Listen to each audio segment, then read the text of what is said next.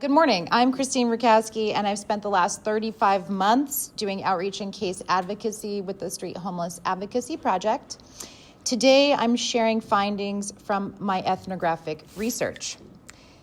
This is based on interviews with 30 shelter residents across New York City, and I focused on how unhoused people's interactions with security matter for public health, policy, and dignity. Right now, over 100,000 people are living in New York City shelters. That includes more than 50,000 migrants. I prefer to call these folks new citizens because they're not going anywhere and they're being integrated into our city and workforce and schools and communities. So let's say new citizens. DHS's Department of Homeless Services operates on a budget of nearly $4 billion. That budget is being cut as we read in the news this week. Most of that funding goes through nearly 600 private contracts, and those contracts include shelter security. With that much public investment, we have to ask, are these environments safe, trauma-informed, and helping people recover? More than 60% of the Department of Homeless Services budget supports shelter operations. Family shelters receive nearly twice the funding of adult shelters. And yet the average stay in the shelter system is over 1 year. That is not short-term help, that is institutional looping. If we expect people to stabilize and move forward, the environments they enter must feel supportive and not punitive. Just really quickly, these are the characteristics of the population as per the most recent data. You'll find if you ever start looking into truly released data from the city that's official, it's always 2 years behind. So in 2025, we have 2023s. Next year, we'll have 2024, et cetera, including vital statistics, death rates. We won't ever have completely up-to-date information at that present moment. We can see kind of the general breakdown, which is also reflected in my 30 interviews, primarily male, Black, and Hispanic. This is the Bronx Welcome Center. It is a short-term assessment site where people are sent before placement. Sometimes they're only there for about 10 days. So they come in from the street and this is where they end up. There are bare linoleum floors. Some of the rooms are unfinished. It's a former hotel up on Webster Avenue. There is a bathroom with a shower. There is no kitchen. Right here we see a microwave with a small refrigerator, nowhere to cook. And there's no communal eating area. So people pick up their food, where they also express food insecurity in the shelter system. They don't even eat with other folks who are housed in their same building. This is someone's first stop after coming inside from the streets and losing housing. I think it sends a message, not one of care, but of containment. Every January, there's something called the Hope Count, H-O-P-E. In this year's Hope Count, say around 4,500 folks living out on the street. This is 3.4% of the entire homeless population in New York City. Why are people choosing to go back onto the street instead of staying in the shelter system? This is because of negative interactions with security in the shelter. That's the first point of contact, and if it's a bad one, they'll turn around and walk right back outside. Many said they would rather sleep on the street than be watched, harassed, intimidated, or mistreated, as any of us would. This is a really important part to consider. Behavioral health needs are widespread. So DHS does an intake, and then the individual placement location, the facility, does a separate intake. That's a vendor. 12,000 residents report conditions like depression, anxiety, schizophrenia, and substance use disorder. I will say most people who have substance use disorder are not in treatment for maintenance for opioid addiction, but schizophrenia, depression, anxiety, and bipolar disorder are conditions that really need medication management and therapy. And if there's no access to case management or getting into HRA, Human Resources Administration, to get access to mental health, it just continues a cycle of trauma. Living on the street itself is traumatic, but if you're not feeling well and you're not chemically balanced through medication and treatment, it just exacerbates the situation for everyone. The issue here is most of the guards do not receive training for residents with mental health issues. In 2021, a really important local law was enacted here in New York City through City Council. It is Local Law 124. This requires security guards who work in the shelter system to have 40 additional hours of training with refreshers of 8 hours once a year, with 2 hours dedicated specifically to mental health. The problem here is that enforcement of this is inconsistent, and there's no public system to track compliance of this. And this leaves a critical gap in accountability for frontline safety for this extremely vulnerable population. The flow chart: Department of Homeless Services hires the vendor hires the guard. The guards are not trained adequately, and this trickles down to the resident who ends up back on the street. In my study, 67% of the participants described harmful experiences with guards. One was nearly locked out after asking for food. Another was denied entry after repeatedly losing their key. Again, they're not being treated for their mental health condition, so they're losing stuff. And 25% cited harsh rules enforced by guards. These include being threatened with removal during mental health crises, and these are situations that require support, not punishment. These are some of the terms that I heard from a lot of these folks, and here's a quote from the people who are on the ground there. These 67% of folks who experience these negative interactions with security on site, according to the Coalition for the Homeless, we see how many of the folks are reporting that they are leaving because of negative interactions with security, and it's still not being addressed. This is kind of an interesting number too. Of all of the people who are exiting the shelter system, this is not that many. We have last year 135 single adults, 25 families, adult families, but look at all these vacant units. Why aren't the people going from the shelter system into the vacant units? Enforcement of the no recording policy is something I heard a lot. Written warnings, restricted access, involuntary transfers, so uprooting again with your things like, oh, you're leaving today, the van's coming at 1 o'clock. While these rules are ostensibly intended to protect resident privacy, they're often applied punitively and limiting the access to document what's happening in the place where you live and call home. That could also prevent exposure and maybe media attention or community outreach regarding people being put into abusive situations with guards.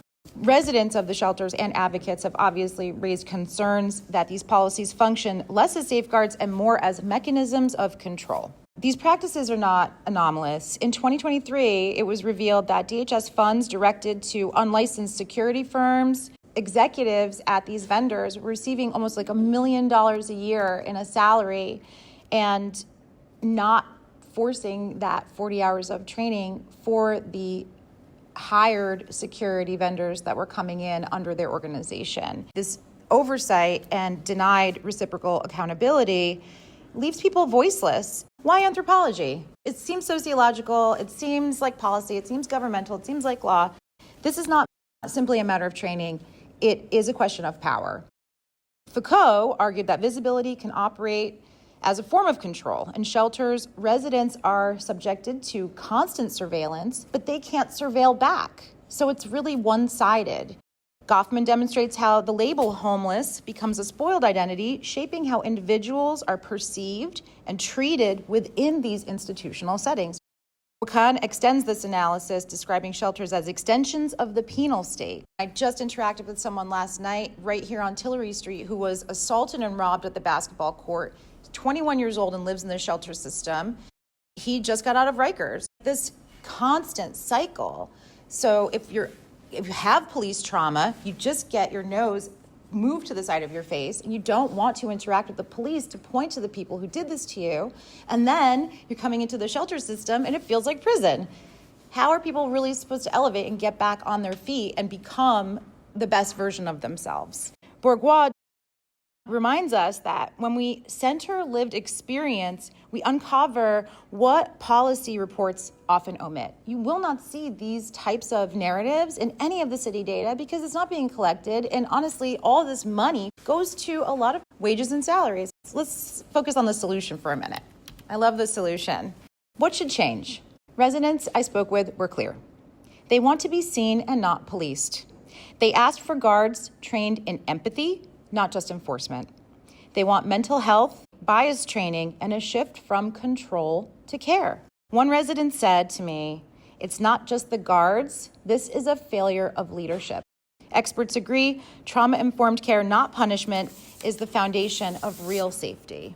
So I'll close by saying everything I found everything I heard. And I will continue to figure out how to best implement this with a city council, with a local government that is collapsing, the state, city, and federal levels. This is not a population that gets a lot of attention unless we see in the news that someone on a train harmed someone. As soon as there's the word homeless, everyone automatically starts to attribute a negative connotation to all homeless people. And that's just not fair. If we center dignity, trauma-informed care, and accountability, I do believe that shelters can become stepping stones to stability and not just systems of control.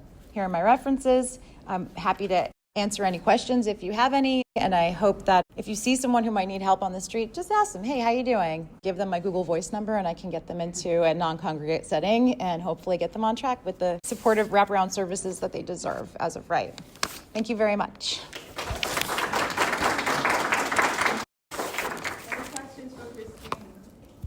Hi. I'm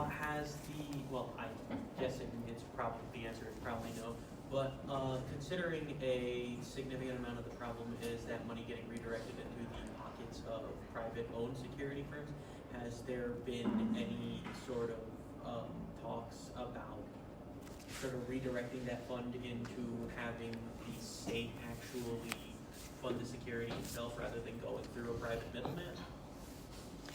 At the present time, the Department of Homeless Services is supposed to be doing training with the 40 hours themselves within 120 days of hiring a security guard in the shelter system. I haven't been able to locate, but I will, if that's actually being done. They took away that training from other providers who can help. It's kind of like a trickle down. So there's like DHS hires that vendor, the vendor hires the security. There are some companies here in New York City that will make sure that those training updates and requirements are completed. But what I will say is, I'm not going to get into who should be mayor, but Brad Lander reached out to me about his Housing First initiative. So he said that he had funding to, his specific focus is people with what they call like serious mental health conditions. We also have Governor Hochul, who wants to take people in off the street if they're unable to care for themselves, if they are a danger to themselves or a danger to others. But that means if you don't have access to food, clothing, medical care, or housing, that's enough to put you in a mental hospital. Not everyone has a major cognitive or behavioral health issue. So the state is not necessarily, and we're still waiting for the actual budget, right? If you're watching the news, it's not 100%. So I think that individuals like the comptroller should be auditing things like this, but at this point in time, in May 2025, we're a month away from the mayoral primary. We have ranked choice voting. We have a field of very diverse candidates with different positions on things, and everyone's politicizing and using populations like these to get themselves elected.